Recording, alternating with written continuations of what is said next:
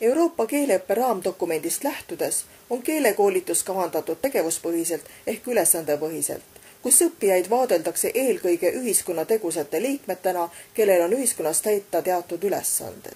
Nii ülesandepõhine keeleõpetus kui ka Euroopa raamistik kirjeldavad eesmärgina suhtluspädevust, mille saavutamiseks kaasatakse õppurid tegeliku elu situatsioone kajastavatesse keeleülesannetesse, kus keelt kasutatakse keeleõppija jaoks mõttekas tegevuses, mitte keeletrillina. Peamine rõhk on suhtluspädevuse arendamisel. Keeleõppe toimub kommunikatiivselt praktiliste tegevuste ning toetava keelekeskkonna kaudu ning on lõimitud baaskoolituse muude tegevustega. Ja väga keelõhn. Ja siis ma tahan proovida. 2 teelusikas ja 1 klaasi vee sesta 5 minutit. See on roheline tee and hea tee. What about taste? I didn't try it. Ma ei tea. Kas sa tahad? Jah. Ma joon proovi. Tee on hea to heart. What is soda? Tuline. Keelt kasutatakse mõttekas suhtluses mitmesuguseid praktilisi ülesandeid täites.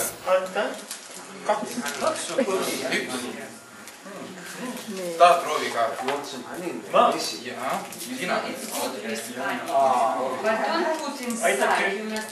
Siina? Ülesannete täitmise käigus kasutavad õppijad keelt oma eesmärgi täideviimiseks. Kui ülesanne on funktsionaalne ja mõtestatud, on õpilased ülesande edukaks täitmiseks motiveeritud oma keeleoskust kasutama. Kohanejatele antakse mitmes argielu valdkonnas toimetulekuks vajalikke oskusi. Kes läheb ja küsib? Sina pole ammu.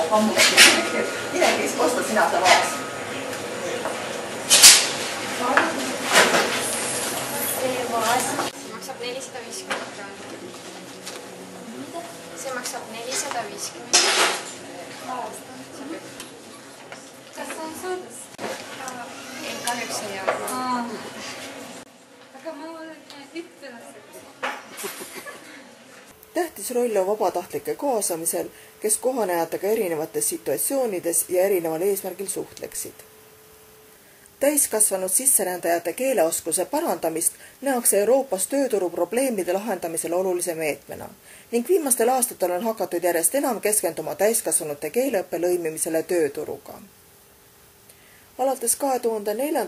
aastast on mitmes Euroopa riigis immigrantidele mõeldud keeleõppeprogrammid suunatud tugevalt tööturul osalemiseks vajaliku keeleoskuse omandamisele. Keeleõppe peab looma õppurile parimad võimalused töö leidmiseks. Seetõttu rakendatakse lõimitud õppemooduleid, kus klassiõpet kombineeritakse praktilise tegevusega ning baaskoolituse kodanikuõppest ja sotsiaalmajandusliku lõimumise valdkonnas tulenevate teemadega. Siin on minu töökoht. See on minu laud, minu ekran, minu printer, minu töö umbes kell 8 kuni 6 iga päev esmaspäevast ja reedeni. Ja minu sülearvuti. Omandatakse oskus oma töökohta, töövahendeid, tööülesandeid ja tegevusi kirjeldada. Sõnaraamat. Sellepärast ma töötan toimepainana. Ja ei ole probleem. Meil on selline probleem. Nii meil on suur kollane harjutussepa.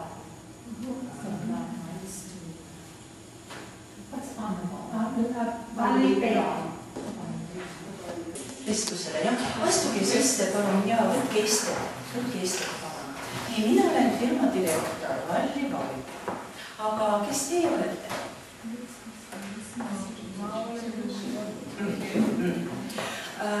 Kus te olete sündinud? Hästi. Kas te olete abielus? Mis on teie elukutse?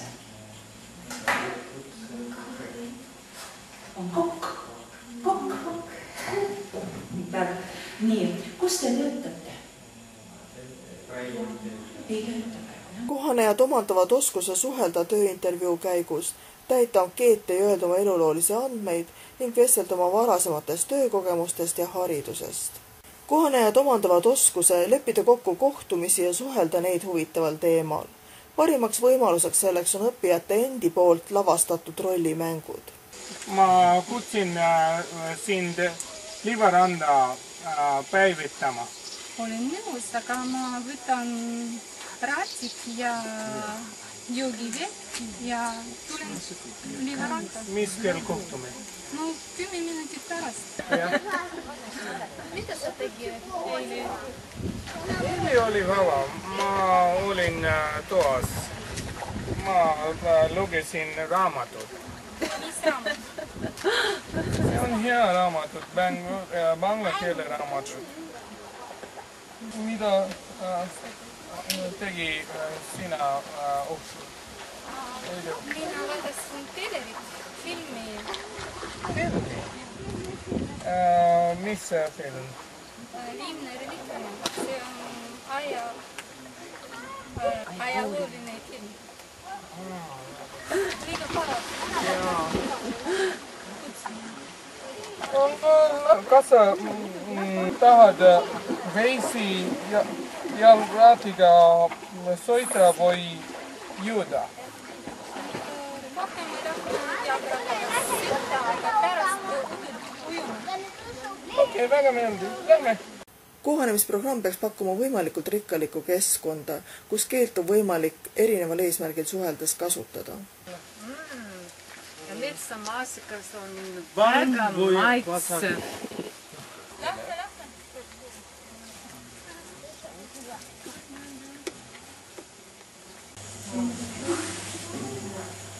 Me nägime palju maasikat ja mustikaist ja me sõime marju. Siis me nägime väike hiir. Väike hiir. See oli elus. Väike hiir. Ja me nägime väike kunn. Kunn hüppas.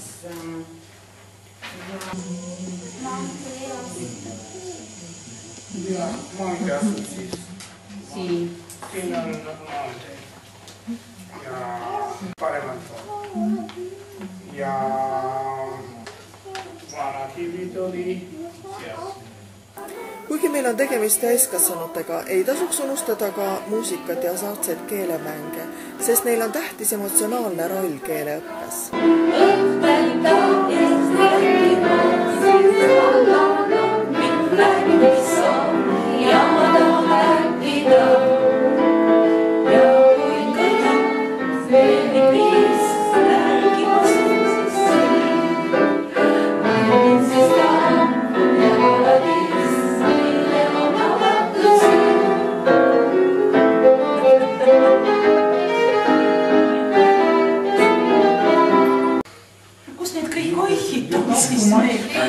Meie Ipperumi nimi. Ipperumi nimi.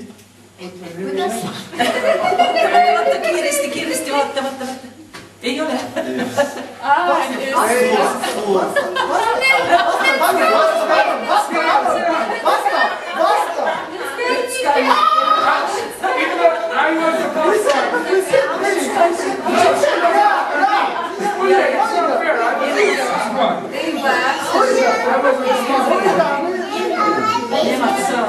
Nemad saavad punktid ja nemad võtavad veel ühe küsimuse.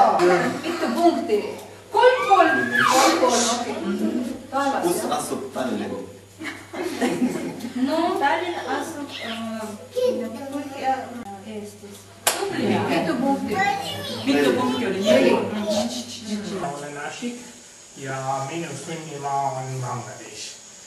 See on Bangladeshi lõpp. Lõpuks tahaks veel rõhutada vajadust väärtustada kohanejate eelnevaid kogemusi, nende emakeelt, lähtemaad ja lähtekultuuri ning arvestada igaühe individuaalsete vajadustega. Lõuna-Bangladeshis on West Bengal. See on Minu Sunnimaal on kõige parem mererand, mis on 120 kilomeetrit liivaranda seal. Kui kohanejad tunnevad, et neid väärtustatakse, siis on nad ka positiivsemalt meelestatud Eestis kohanemise suhtes ning nende lõimumine ühiskonda toimub kiiremini.